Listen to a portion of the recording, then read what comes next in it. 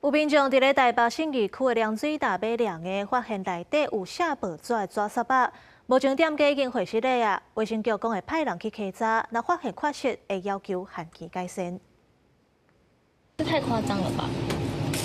拍开所买的地抹冰沙包装封膜，用塑管拉一个，竟然有离报纸，离报纸有屑仔也阁真多。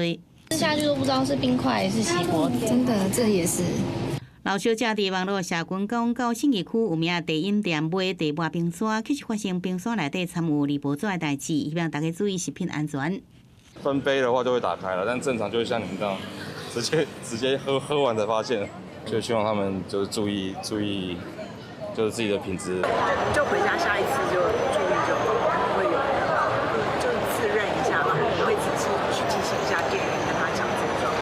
来到这店头买地抹冰沙，一杯啊一杯200块无俗，不过这间店生意也是真好，敢若无受到这个事件影响。对此，卫生局讲会派员来稽查。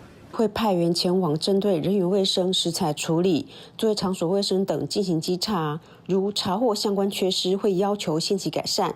地饮店讲案发了就调看监视器，调查这制作详细情形，也强调因为日本进口这地抹采用单一包装，工作人员倒完地抹了后，包装确实会落入去地杯内底。对着造成这事件，已经甲老小姐联络，亲身说明来核实的，并且发文车作业人员爱注意详细操作。记者综合报道。